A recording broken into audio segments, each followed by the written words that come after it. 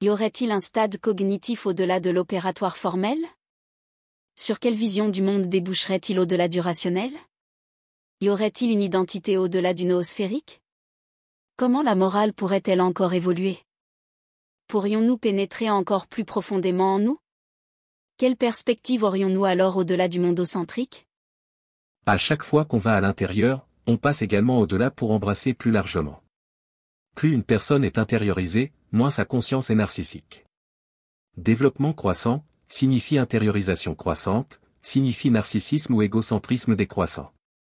Les réactions qui se produisent à l'origine en relation avec le monde extérieur sont de plus en plus déplacées à l'intérieur de l'organisme. Plus l'organisme devient indépendant, plus il est indépendant de la stimulation par son environnement immédiat. Cela s'applique aux bébés, par exemple, lorsqu'ils ne font plus en larmes si la nourriture n'est pas immédiatement disponible. En intériorisant sa conscience, il n'est plus juste soumis aux fluctuations immédiates de l'environnement. Son autonomie relative, sa capacité à rester stable au milieu de circonstances changeantes, augmente. C'est le déclin de l'égocentrisme. Le jeune enfant est totalement égocentrique, ce qui signifie, non pas qu'il ne pense égoïstement qu'à lui-même, mais au contraire, qu'il est incapable de penser à lui-même. L'enfant égocentrique est incapable de se différencier du reste du monde. Il ne sait pas séparer des autres, ni des objets. Ainsi, il sent que les autres partagent sa douleur ou son plaisir, que ses bredouillis sont inévitablement compris, que sa perspective est partagée par tous, que même les animaux et les plantes participent à sa conscience. Tout le processus du développement humain peut être considéré comme un déclin continu de l'égocentrisme, et comme une tendance à l'internalisation ou à l'intériorisation. Plus on va à l'intérieur, plus on va au-delà, et plus on peut ainsi embrasser une identité plus profonde, avec une perspective plus vaste.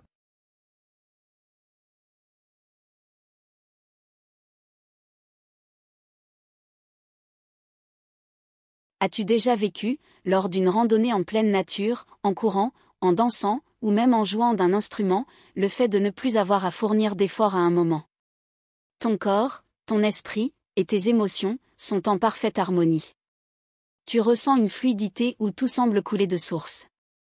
Il n'y a plus de séparation entre la volonté et l'action. Tu es totalement engagé et pourtant détaché. Cette expérience est un avant-goût du stade suivant.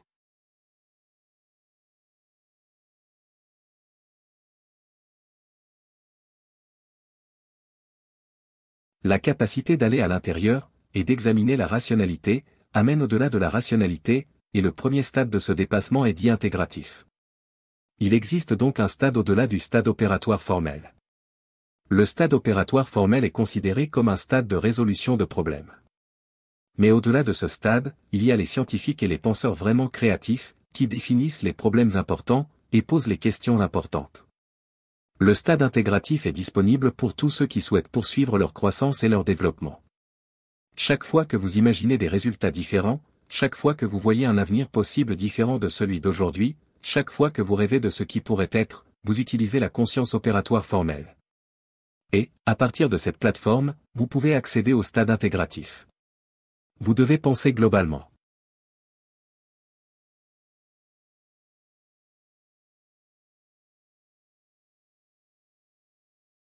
Le stade intégratif, aussi appelé centaurique, marque une transformation majeure de la conscience. Il émerge lorsque l'individu devient capable d'intégrer la physiosphère, la biosphère, et la noosphère, au sein d'une individualité complexe et unifiée. Ce stade symbolise la réconciliation entre la matière, le corps, et l'esprit, à l'image du centaure, figure mythologique alliant l'animalité et la rationalité humaine.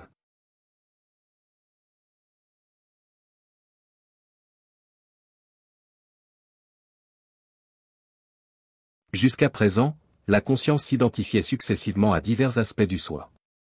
D'abord le corps physique, puis les émotions, ensuite l'esprit rationnel, puis les rôles sociaux et culturels, enfin, un moi personnel plus élaboré. Au stade intégratif, la conscience se distingue de ces identifications, et reconnaît qu'elle n'est pas réductible à l'un de ces éléments pris isolément. Ces facettes du soi deviennent des parties d'un ensemble plus vaste, au lieu d'être des centres d'identification exclusifs. Ce basculement permet l'émergence d'un témoin intérieur, un soi transcendantal qui observe sans s'identifier. C'est une présence consciente, qui englobe et transcende l'ensemble de l'expérience humaine. Nous pouvons effectivement plonger de plus en plus profondément en nous-mêmes. Cela nous permet de découvrir un aspect essentiel de notre être. Notre capacité à être conscient de tout ce que nous vivons. Nous réalisons alors que nous ne sommes pas uniquement ce que nous ressentons, pensons ou faisons. Car ce que nous sommes capables d'observer en nous, ne peut être notre identité ultime. Cette prise de conscience nous met en contact avec un espace intérieur plus vaste, une présence témoin qui embrasse toutes nos expériences, sans s'y réduire. Cette évolution marque le début d'une nouvelle intériorité. Il ne s'agit pas simplement d'un retour vers soi, mais d'un regard élargi, où l'on perçoit les conditionnements, les schémas mentaux, et les mécanismes du moi, sans en être prisonnier. L'individu peut ainsi explorer ses pensées et émotions, sans être submergé par elles. Revenir au corps, sans régresser dans l'instinctif. Participer pleinement au monde, tout en conservant un recul intérieur. Cela permet une relation plus fluide entre l'ego empirique et la conscience témoin. L'ego n'est pas perçu comme un ennemi à dépasser, mais comme un outil intégré au sein d'un cadre plus vaste. De nouvelles pathologies supérieures apparaissent. À ce point charnière, nous prenons conscience que la vie personnelle est une brève étincelle au sein du vide cosmique. Aussi merveilleux que tout cela puisse être maintenant, nous allons quand même mourir. Sentiment de terreur. Lorsque je vois ma vie de manière authentique, je vois sa fin, je vois sa mort. Un profond malaise existentiel peut s'installer, et c'est la pathologie caractéristique de ce stade, et du 6e moment charnière. Nous fixons d'un regard vide cette nuit sombre et lugubre, qui nous engloutira très bientôt, aussi sûrement qu'elle nous a jadis crachés à l'extérieur. La pathologie du point charnière 6 est l'absence de sens, et la thérapie est existentielle.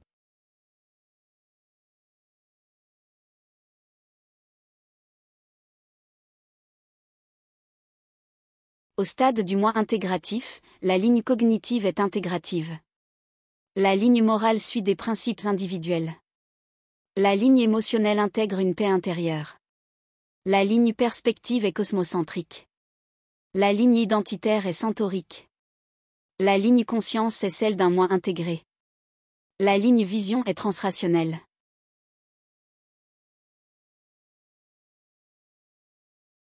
Nous avons vu à de nombreuses reprises que les problèmes d'un stade sont désamorcés seulement au stade suivant. Le seul remède à l'angoisse existentielle réside donc dans le fait de transcender la condition existentielle, c'est-à-dire de transcender le centaure, en le niant, et en le préservant au sein d'une conscience encore supérieure, et plus vaste. Car nous commençons ici à sortir de la noosphère, pour entrer dans l'holosphère.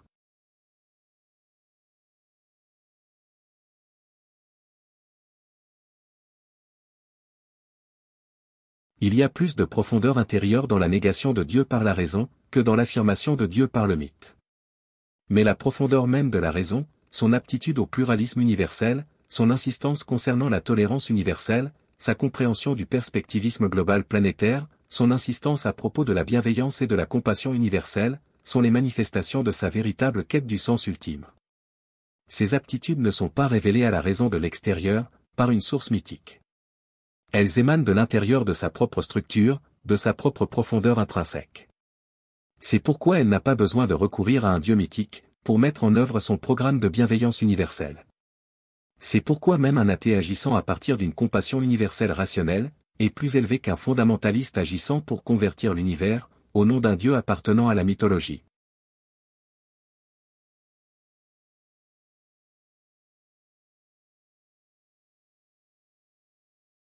La vérité doit être établie par des preuves. La vérité des affirmations concernant le sens ultime, est aussi le résultat de méthodes expérimentales, et doit être testée dans le laboratoire de l'expérience personnelle.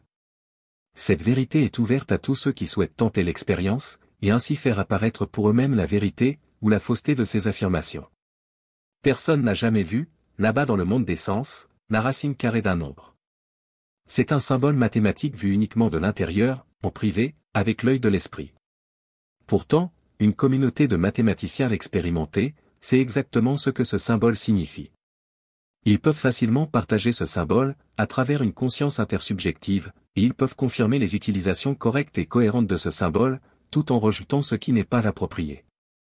Ainsi, les expériences privées des scientifiques contemplatifs, peuvent être partagées avec une communauté de contemplatifs entraînés, en se basant sur une expérience commune et partagée, ouverte à la confirmation ou à la réfutation, à partir de preuves publiques.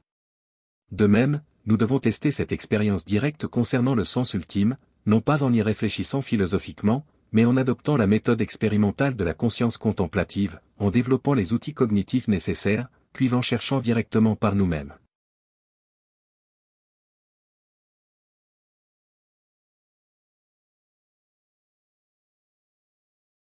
Les composantes majeures de toute quête valide de connaissance sont l'injonction, qui est une invitation à pratiquer une méthode spécifique, l'expérimentation en science, la méditation pour la quête du sens ultime. L'illumination, qui est de vivre une expérience directe grâce à cette pratique. La confirmation, qui est de vérifier son expérience, en la comparant avec celle d'autres experts ou pratiquants.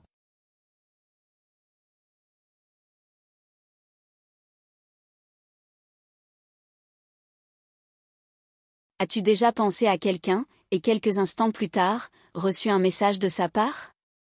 As-tu déjà eu un pressentiment intense que quelque chose allait arriver, sans raison apparente, et que cela s'est révélé vrai?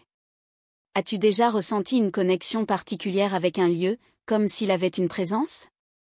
C'est un avant-goût du stade suivant. À travers une expérience plus vaste, l'être humain peut donc prendre conscience d'une essence commune, qui se manifeste en chacun. Un soi universel. Ici, la conscience du témoin s'élargit. On ne réalise pas seulement que nous sommes une présence témoin, mais que cette présence est la même en chaque être vivant. C'est un nouveau passage intérieur, une ouverture vers un au-delà plus vaste et plus profond. Dans toute interaction entre deux personnes, il existe une référence implicite à cette essence partagée, comme une présence tierce qui relie. Cette nature commune est l'arrière-plan immuable de notre être, une immensité qui ne nous appartient pas, et ne peut être possédée.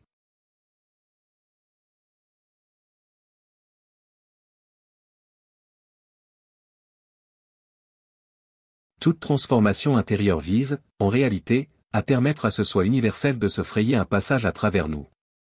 Ce soi universel réside en chacun de nous. Le soi universel est un, et identique en chacun de nous, comme en tous les êtres.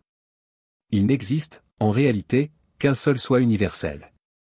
C'est un chemin vers une identité profonde, une union consciente avec l'ensemble de la manifestation, englobant non seulement tous les humains, mais aussi la nature, et le cosmos tout entier, dans ses plus grandes, comme ses plus infimes expressions. Une union totale, une conscience cosmique. Si le centaure pouvait intégrer la physiosphère, la biosphère, et la noosphère, le soi universel, lui, ne fait plus qu'un avec ses dimensions. L'identité ne cesse de s'élargir et de s'approfondir, ancrée à la fois au plus intime de notre être, et bien au-delà. C'est un seul et même soi universel qui anime toute chose.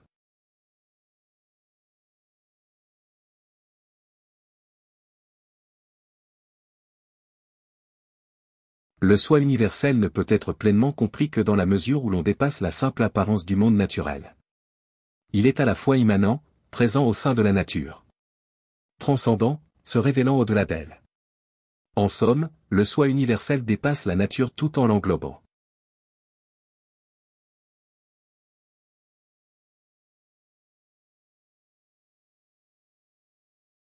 Nous avons observé l'évolution du sens moral, passant d'une perspective physiocentrique à biocentrique, puis d'égocentrique à sociocentrique, avant d'atteindre une conscience mondocentrique, une vision globale et universalisante qui s'est d'abord développée à travers la rationalité, puis la pensée intégrative. À ce niveau, la conception mondocentrique ne se limite plus à une compréhension intellectuelle, mais devient une expérience directe. Une union immédiate avec le soi universel et le monde global. Chaque individu est perçu comme une expression unique du soi universel. Traiter les autres comme soi-même prend ici tout son sens. Non plus comme une simple règle morale, mais comme une reconnaissance intime et vécue de l'unité fondamentale de tous les êtres.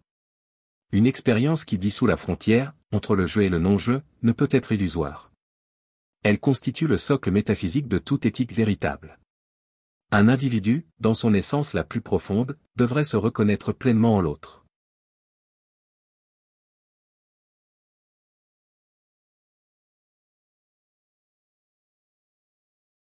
Expérimentez réellement votre identité centrale, non pas seulement avec tous les êtres humains, mais avec tous les êtres vivants, et le cosmos tout entier, n'est qu'un petit pas de plus.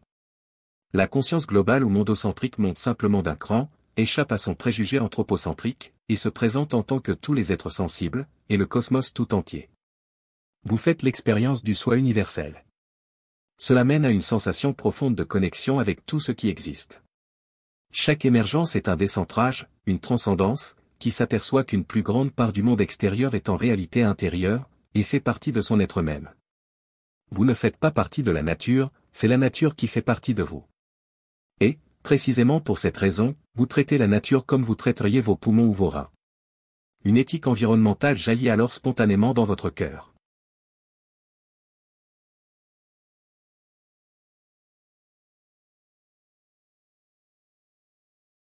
Imagine un océan avec des vagues. Au stade intégratif, nous réalisons que nous ne sommes pas seulement une vague, notre moi, mais l'eau qui la compose.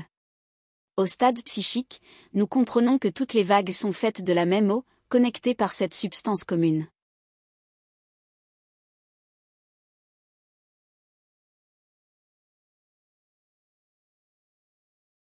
Au stade psychique, la ligne cognitive fait l'expérience directe d'un soi universel.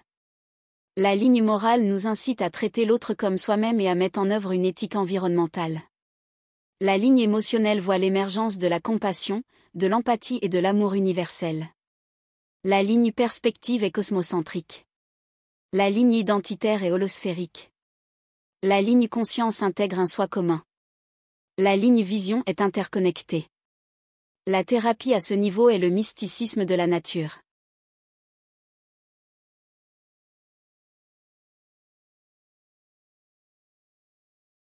As-tu déjà regardé un paysage grandiose, comme une montagne majestueuse, un océan infini, ou une forêt dense, et puis à un moment, tu ne te sens plus séparé du paysage, c'est comme si tu faisais partie intégrante de cette totalité vivante.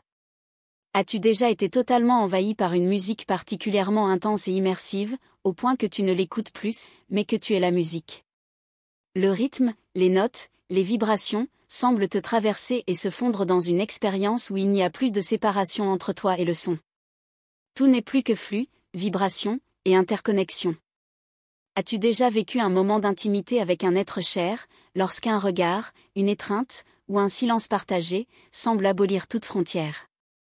Ce n'est plus « toi et moi », c'est une présence unifiée, fluide, et naturelle, un espace commun où toute distinction semble s'effacer. C'est un avant-goût du stade suivant.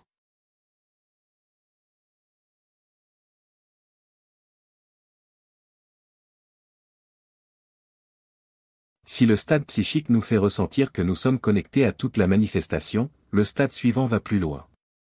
Toutes les formes manifestées ne sont en réalité qu'une seule. Ce n'est plus seulement une connexion entre des éléments séparés, mais une unité réelle.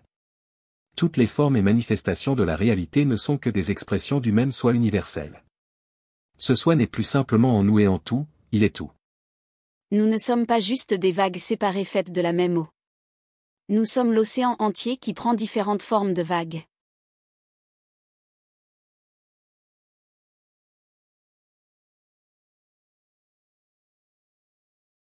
Au stade subtil, la ligne cognitive fait l'expérience directe de l'unité du soi universel et de toutes ses manifestations. La ligne morale est universelle. La ligne émotionnelle intègre une paix intérieure profonde. La ligne perspective est cosmocentrique. La ligne identitaire est holosphérique. La ligne conscience intègre un sens élargi de soi. La ligne vision est unitaire. La thérapie à ce niveau est le mysticisme du divin.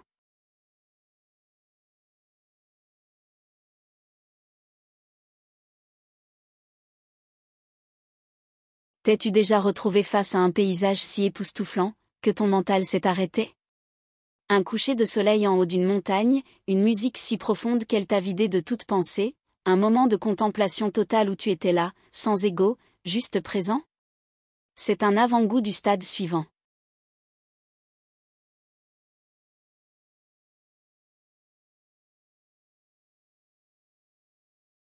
Dans le stade suivant, la conscience fait la page encore plus radicale. Elle se détache non seulement de son identité personnelle, mais même de toute forme. Nous faisons l'expérience que ce soit universel, qui se manifeste sous toutes les formes, existe aussi en dehors de toute manifestation. C'est la vacuité, le sans forme, l'au-delà de l'être. Ce n'est pas un néant, mais une plénitude absolue. Ce n'est pas le rien au sens nihiliste, mais la source ultime de tout. C'est le non manifesté.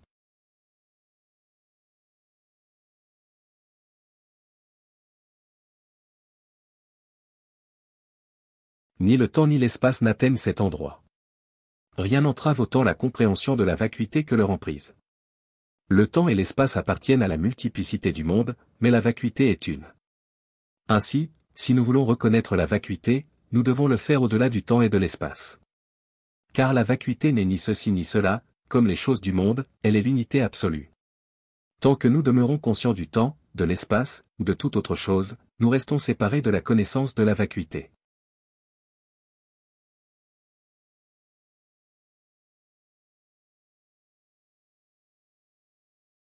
Le pur témoin, l'essence même du sujet, ne peut être vu, car il est ce qui voit. Ce qui voit est une vacuité pure, une ouverture absolue, un espace de clarté où surgissent tous les objets, expériences, événements, et choses, mais qui, lui-même, demeure inchangé. Dénué de nom et de forme, il est libre et vide. Totalement un, et simple, il ne peut être perçu comme un objet, car il est ce qui voit, et jamais ce qui est vu.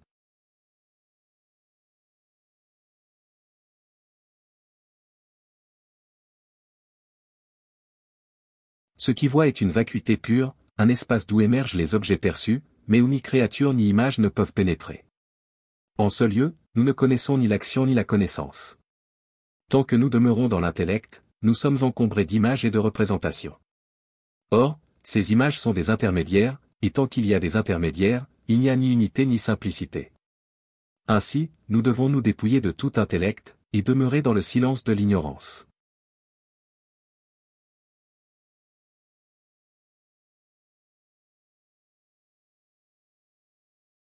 Le moi s'approprie les différents barreaux de l'échelle de son développement, et cela engendre divers types d'identité du moi, et divers stades de croissance du moi, jusqu'à ce que le moi tombe carrément de l'échelle, et aboutisse dans la vacuité radicale.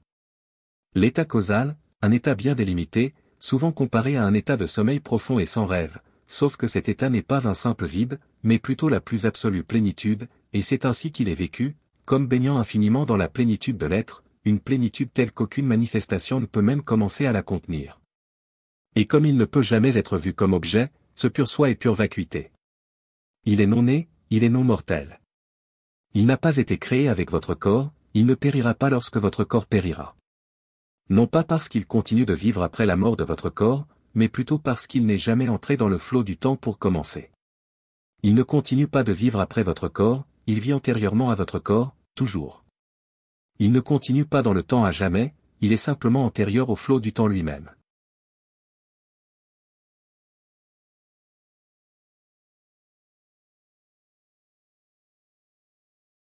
Si toutes les vagues sont l'océan, ici nous réalisons que l'eau de l'océan peut aussi exister sans vagues, dans une tranquillité absolue, sans mouvement. Il y a une réalité ultime derrière toutes les formes.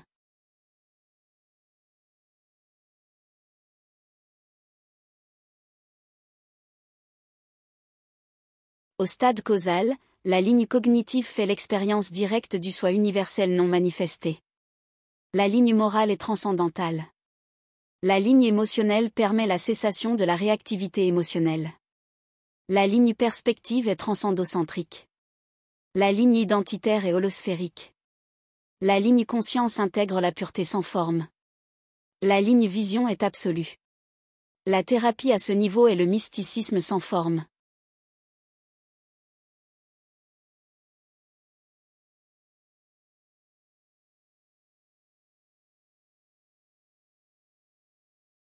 As-tu déjà ressenti que tout était parfait tel quel, sans vouloir rien changer?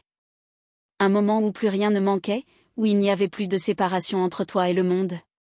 Cela peut arriver en regardant un enfant jouer, en étant totalement absorbé par une tâche, en partageant un regard avec un être cher, où il n'y a plus d'histoire, plus de rôle, juste la présence nue et pure. C'est un avant-goût du stade suivant.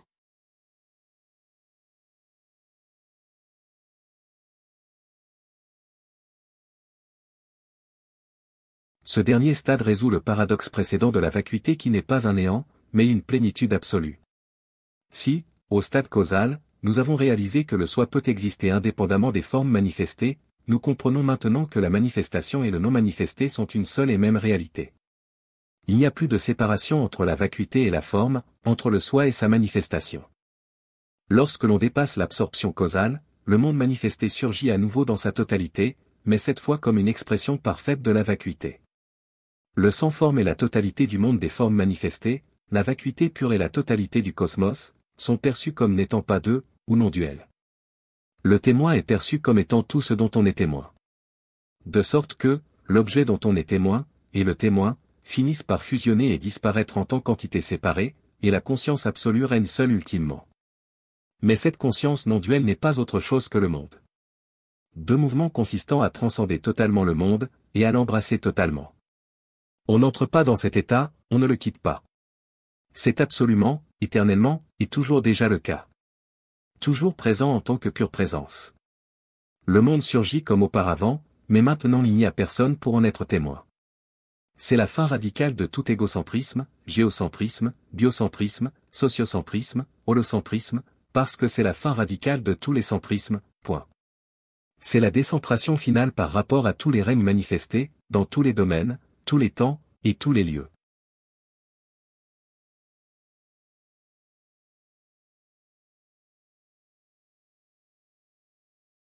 La conscience et son spectacle ne sont pas deux. Nous avons un sentiment de nous-mêmes, en tant que sujet ici en dedans, et le monde est un objet là-bas dehors. Nous avons ces deux mains de l'expérience, le sujet et l'objet. Et l'expérience type est la collision de ces deux mains l'une contre l'autre, qui produit une commotion, un son. L'objet là-bas dehors me frappe en tant que sujet, et j'ai une expérience. Les deux mains applaudissent ensemble et l'expérience émerge. Alors la structure type de l'expérience ressemble à un coup de poing au visage. Le moi ordinaire est le moi maltraité, il est extrêmement maltraité par l'univers là-bas dehors. Le moi ordinaire est une série de contusions, de cicatrices, le résultat de ces deux mains de l'expérience qui entrent en collision. On appelle souffrance ces contusions. Toute la misère de l'humanité réside dans cet écart entre le sujet et l'objet. Mais dans l'état non duel, soudain il n'y a pas de main. Soudain, le sujet et l'objet sont une main. Soudain, il n'y a rien en dehors de vous qui puisse vous frapper, vous contusionner, vous tourmenter. Cet état non duel, cet état de la saveur une, est la nature même de toute expérience avant que vous la disséquiez. La vérité primordiale est le tintement. La vérité relative est le jeu et la cloche, le mental et le corps, le sujet et l'objet. Ils sont une certaine réalité relative, mais ils ne sont pas le dernier mot.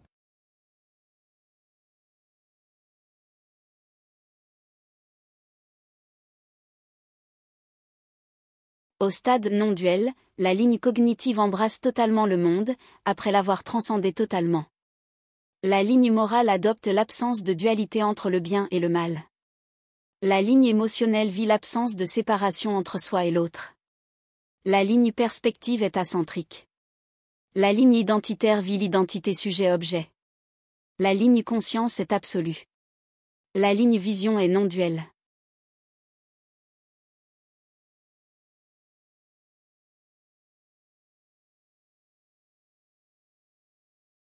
L'océan et ses vagues ne sont pas deux choses distinctes. L'eau est à la fois calme et agitée, informe et sous forme de vagues.